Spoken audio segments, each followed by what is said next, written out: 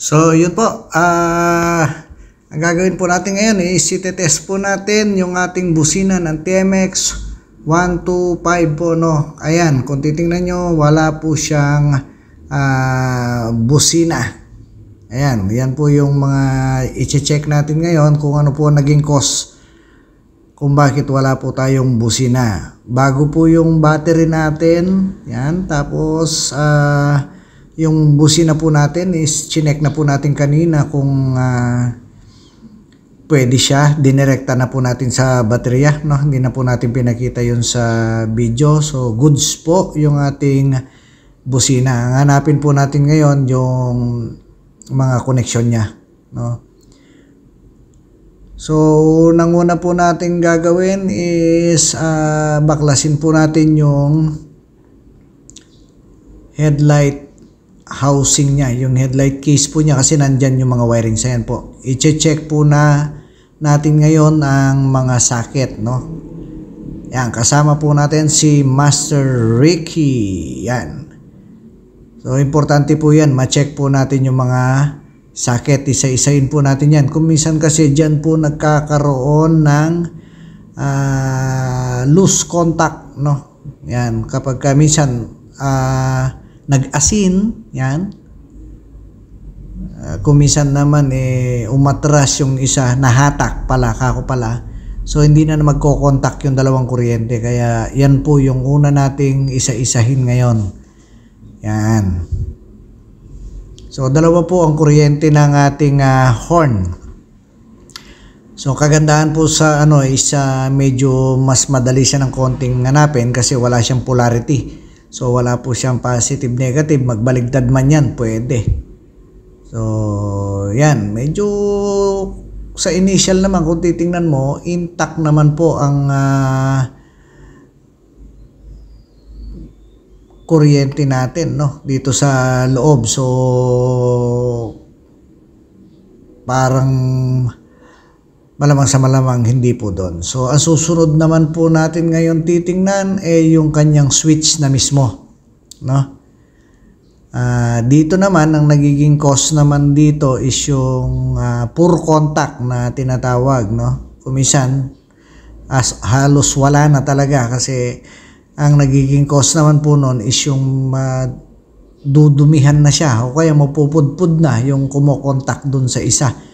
So yung tinatawag nila na hindi na siya nagbabakal to bakal, so wala nang magpuproduce ng kuryente. Yan. Pag marumi na po yan, so hindi na tumatama dun sa wala na silang contact, kaya hindi rin po siya bubusina. Yan ang titingnan po natin, hihimayin natin, tapos lilinisin na rin po natin pagka marumi siya, no? So yan.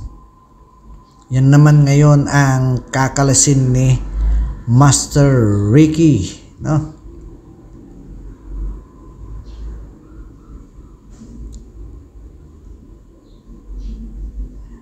Yan, minsan actually hindi man minsan no. Ang mga mekaniko po mas gusto pa nila yung nag-assemble kaysa sa nag-troubleshooting, no? Kasi kung titingnan mo, kapag kunwari maglalagay ka ng busina sa isang motor, no, mas madali pa kaysa yung hahanapin mo bakit hindi siya bumubusina. Pero yung iwa-wiring mo siya, mas madali, no, kasi dito manghuhula ka Hindi katulad pagka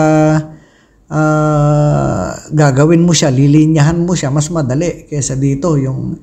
Yung cost niya, hanapin mo saan ba na gano, tapos maya't maya may isang ganito lang pala na kaya napakahirap po, no. Mas madali mag-install, yun pala yung tamang term. Mas madali po yung mag-install, no. Kaya isipin niyo po ilan yung bubusisiin natin para malaman po natin yung cost kung bakit hindi siya nagbubusina. Unlike kung mag-i-install ka, isa nga ilalatag mo na yung mga wirings mo tapos ilalagay mo na lang. Ganun na lang kadali. As in, alam mo yung gagawin mo kasi magi-install ka lang, no? Hindi katulad dito, alam mo yung ginagalaw mo yung isang bagay pero hindi ka pa sigurado na yun yung niya, no? Kahit gaano ka nakatagal na mekaniko, gaano ka na katagal na technician sa ganito, ano pa rin, anong tawag dito, trial and error pa rin yung gagawin mo kasi hindi ka sure sa isang bagay kung bakit hindi siya bumubusina, nagmamalfunction yung isang bagay. So napakaraming cost kasi. So hindi mo pwedeng direktahin na eto na kagad. Kumisan nga meron 10 causes kung bakit nagmamalfunction yung isang bagay. Tapos alam mo yon yung 10 causes tapos pang 9 na, tapos yung pang 10 na doon mo makikita yung yun pala yung problema niya. Alam mo yon, 'di ba? Hindi siya yung pangatlong cause pa lang na tinry mo.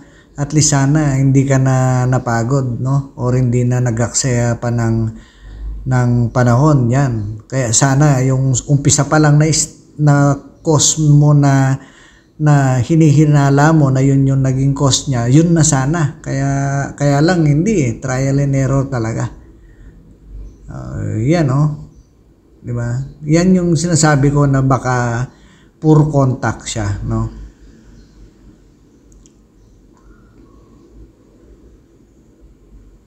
Kaya lahat itatry natin, ititest natin yan.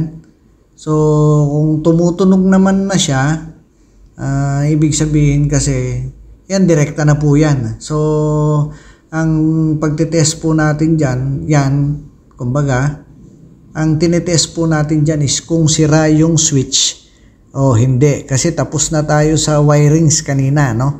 Kung titingnan nyo, mauuna tayo dun sa wirings. Kung may naputol ba, meron bang nag-loose, meron bang hindi kumukunik, yan. So pangalawa ngayon, yung kung may contact.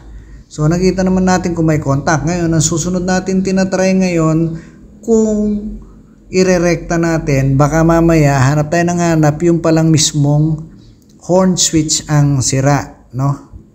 So makita nyo, hindi pa rin natin ma-identified kung ito yung cause niya, no? Kasi rekta na po yung ginawa natin, hindi na tayo gumagamit ng switch. Hindi siya tumutunog, no? Hindi siya, ayun, no? Gumagamit po tayo ng tester. Supposedly, tutunog po dapat yan, no? Ayan, kaya tingnan pa rin natin. Yun. So, ang huli po natin, titingnan po natin ngayon yung mismong sa busina na, no? Ayan, direkta din yan. Yan po yung inaano natin, direkta. So, makikita natin, wala pa rin, no?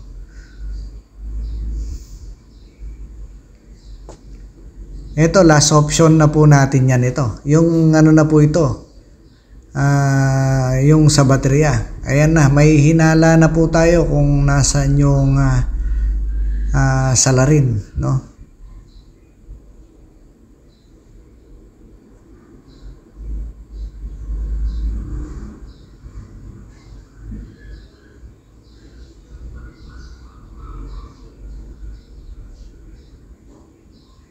Ayan po yung ating salarin, no? Tingnan nyo po, kadami nating kinalkal, pero ito po, ayan, tingnan nyo, wala po siyang putol, no? Pero tingnan nyo pag pinipisil ko, nakikita nyo, kanina ayan tingnan nyo, wala po siyang laman na kuryente. Yan, nakita na po natin ng salarin. So, okay na po siya, no? Papalitan na po natin yung niya. Yung sa horn niya. So ayun na, nilagay na po natin, itatry na po natin yan kung umaandar na po siya. So yun, okay na po siya. Maraming salamat po.